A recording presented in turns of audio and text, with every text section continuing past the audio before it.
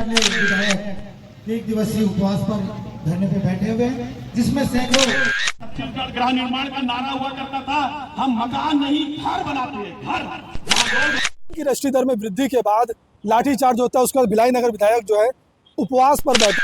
साथियों, आज का ये देखिए उन लोगों की आपस में बातचीत होना बंद हो गई, इसलिए पत्र खेल रहे हैं। इस धरना प्रदर्शन के आयोजक हमारे भिलाई के युवा। देखिए यही तो कह रहा हूँ, ये जो छोटे कारोबारी है ये भी तो जनता है हमारी, इनके साथ भी न्याय हो इसकी भी जिम्मेदारी सरकार की है। और ये अपनी बात कहने आ रहे हैं तो इन पर लाठी मारी जा रही है, ये अच्छी बात नहीं है। की राष्ट्रीय दर में वृद्धि के बाद लाठीचार्ज होता है, उसके बाद भिलाई नगर विधायक जो है उपवास पर बैठते तमाम कार्यकर्ताओं को लेकर के। किस रूप में देखते हैं, आम जनता को इससे कितना नुकसान होगा? आम जनता को बहुत नुकसान है। छोटे भूखंडों की रजिस्ट्री बंद हुई है, उससे आप देखिए रजिस्ट्रियां कम हो गई है। आज एक गरीब परिवार का व्यक्ति 1200-1500 स्क्वायर फीट पे अपना घर बनाता है और एक खुशी से एक जीवन जीने की कोशिश करता है।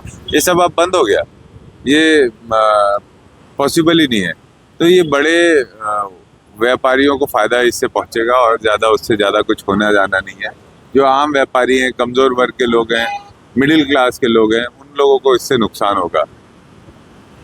साथ ही साथ जो वृद्धि हुई है वो भी अत्यधिक हुई है, उस पर कोई विचार नहीं किया गया।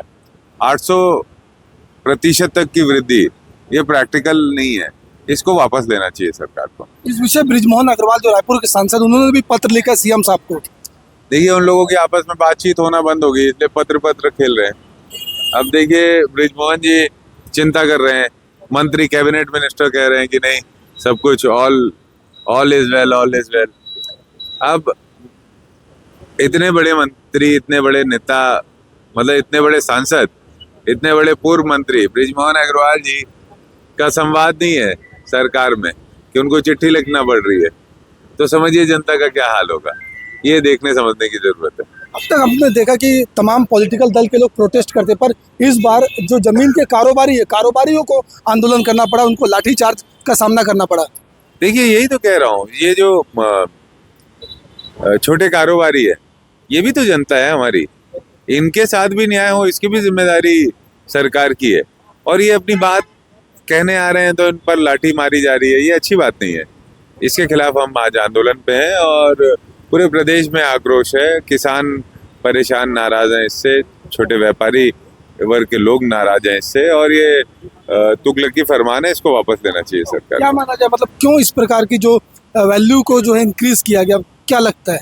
इसमें जो बेसिक दिक्कत है वो ये है कि सरकार का जनता से कोई संवाद नहीं है, कोई प्रक्रिया प्रोसेस नहीं है कि मुख्यमंत्री या कैबिनेट मिनिस्टर्स पब्लिक से मिलें, ओपिनियन लें, डिस्कशन करें। वो केवल और केवल एक ऑन पेपर्स सॉल्यूशन निकालना चाहते हैं और उसको इम्प्लीमेंट करके सॉल्यूशन निकालना चाहते हैं। सॉल्यूशन कम्युनिकेट करके ग्राउंड पर होगा, केवल पेपर वर्क से नहीं होगा। लाठीचार्ज को किस रूप में देखते हैं? गलत बात है, गलत बात है, पूरा विरोध करते हैं और उसी कारण हम लोग आज यहाँ पर एक दिन के उपवास में है। लाठीचार्ज नहीं होनी चाहिए और आम जनता पे तो बिल्कुल हम स्वीकार नहीं करते। और अगर पुलिस में इतनी हिम्मत है तो आए हमारे ऊपर लाठीचार्ज करें।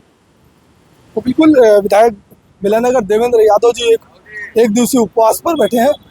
तस्वीरों में आपको दिखाएंगे, तमाम कांग्रेसी जो है यहाँ पर धरने पर बैठे हैं और एक दिन का उपवास है। तस्वीरों में आपको दिखाएंगे, एक दिन के उपवास में तमाम भिलाई नगर के कार्यकर्ता हैं, दुर्ग के कार्यकर्ता, कांग्रेसी कार्यकर्ता उपवास पर बैठे हैं। और कहीं ना कहीं इनका साफ तौर पर कहना है कि जिस प्रकार से जो आम कारोबारी है उन पर लाठीचार्ज जो है, उसको विरोध में भिलाई नगर विधायक और उनकी टीम जो है धरने पर बैठी। आने वाले दिनों में जंगी प्रदर्शन की बात भी ये कह रहे हैं कि जब तक तुगलकी फरमान जो है सरकार वापस नहीं लेती है, इसे बड़ा आंदोलन के रूप में आगे प्रस्तुत किया जाएगा।